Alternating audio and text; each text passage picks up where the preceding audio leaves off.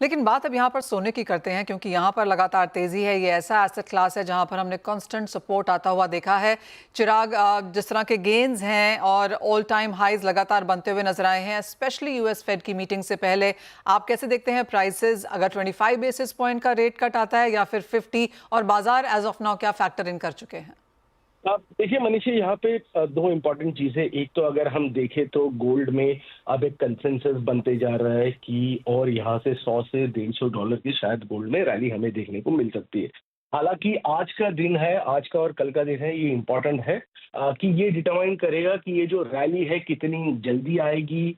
क्या हम $2600, 2650, $2700 इस साल देखेंगे या नेक्स्ट ईयर देखेंगे? क्योंकि फेड का एक इम्पॉर्टेंट चीज़ है कि अगर आप देखें तो street on an average 100 to 125 basis point around rate cut expect कर रहा है अगले 4 या 5 मीटिंग्स में।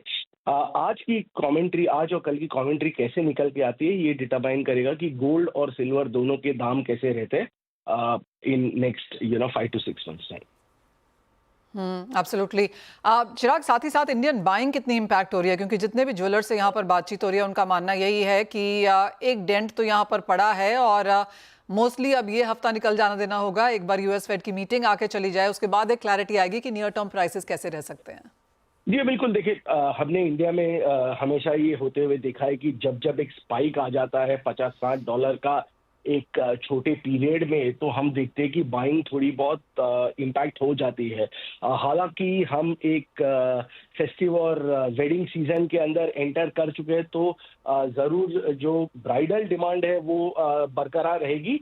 हालांकि ये ऐसे जब प्राइस मूव्स आते हैं तो डेली वेयर सेगमेंट जो होती है वो ज़रूर इम्पैक्ट होते हुए दिखता है। तो अगर प्राइसेस शॉर्ट टर्म में $2650 शायद अगर क्रॉस कर देते हैं अगले 1-2 महीने में, तो आपको ज़रूर डिमांड में इम्पैक्ट आते हुए दिखाई देगा। साथ ही साथ अब आगे आप हमें बता चुके हैं कि 2670, 2710 जैसे लेवल्स यहाँ पर मेटल फोकस की तरफ से हैं। आपको लगता है कि वो वन वे ट्रेंड होगा या फिर आपको लगता है वॉल्टिलिटी है, यहाँ से $100-150 की प्रॉफिट टेकिंग पॉसिबल है? नहीं, बिल्कुल।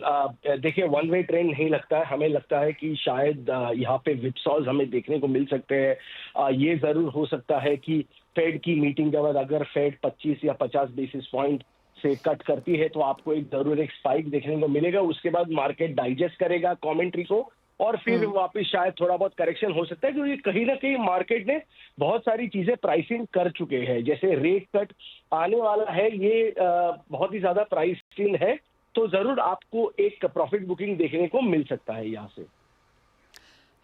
Fair point. बहुत शुक्रिया चिराग, साथ जुड़ने के लिए। तो क्लियरली 25 बेसिस पॉइंट्स फैक्टर्ड इन है। 50 अगर आता है तो और तेजी देखने को मिल पाएगी। और यहाँ से ऑफ कोर्स जो ब्राइडल डिमांड है वो यहाँ पर ज़रूर देखने को मिल रही है, लेकिन जो वॉक-इन्स हैं वो ऑफ कोर्स वेट करेंगे कि किस तरह से जब मुनाफा वसूली आए तो यहाँ पर बाजार में फिर से उतरेंगे। हमारे साथ किशोर नारने जुड़ चुके हैं। किशोर, नमस्कार। आपकी क्या सेंस है बिटवीन गोल्ड एंड सिल्वर? आप कहाँ पर ट्रेड करना चाहेंगे इन हायर लेवल्स पे? Good morning Manisha. I think जो हमारा जो अर्ली टारगेट था 2640 के आसपास का जो गोल्ड है वो ऑलमोस्ट लगभग पहुंच चुका है वहाँ पे। शायद एक रेट कट के बाद वो लेवल अचीव हो जाएगा, बट जैसा चिराग ने बोला है कि वहाँ से आपको जो फर्दर रैली के लिए फ्रेश ट्रिगर्स चाहिए, जो हमको अभी फ़िलहाल के लिए दिख नहीं रहे हैं। तो प्रॉब्ली यहाँ पे एक बार गोल्ड रुक जाएगा अराउंड 2650 के आसपास। थोड़ा बहुत जो करेक्शन आ सकता है या एक बार स्टेबलाइज होके थोड़ा 1-2 महीने तक, अगर जब तक नया डेटा इनपुट्स नहीं आता है तब तक एक्चुअली मार्केट साइडवेज हो सकता है।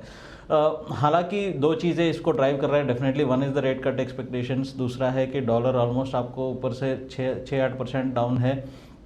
आई थिंक इवन अगर 50 बेसिस पॉइंट का रेट कट भी आता है तो भी एक करेक्शन या प्रॉफिट टेकिंग आपको देख सकते हैं, बिकॉज लगभग जो है उतना डिस्काउंट हो चुका है। अगर उससे थोड़ा कम आता है, 25 बेसिस पॉइंट का रेट कट आता है, तो करेक्शन स्लाइटली डीपर हो सकता है। तो एक नी जर्क रिएक्शन आपको डाउन साइड देखने के लिए मिलेगा, बट डेफिनेटली यहाँ पे कमेंट्री के ऊपर ज़्यादा ध्यान देना पड़ेगा।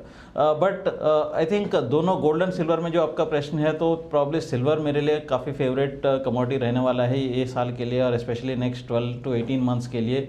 यहाँ पे बहुत बड़ा रैली हम एंटिसिपेट कर रहे थे, काफ़ी समय से हम बुलिश थे इसके ऊपर।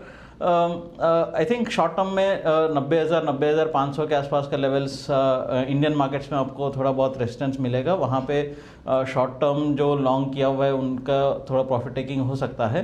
अगेन अगर रेट कट के बाद या वेडनेसडे के बाद अगर करेक्शंस मिलता है, सिल्वर काफ़ी अच्छा इन्वेस्टमेंट हो सकता है मीडियम टू लॉन्ग टर्म के लिए। हमारा 1,25,000 1,20,000 का जो टारगेट्स है मीडियम टर्म में, मतलब यहाँ से मतलब 8 से 12 महीने में, आई थिंक वो अभी भी बरकरार है। तो every dip, if you are ask me, medium term silver is a better buy from here. All right, so चांदी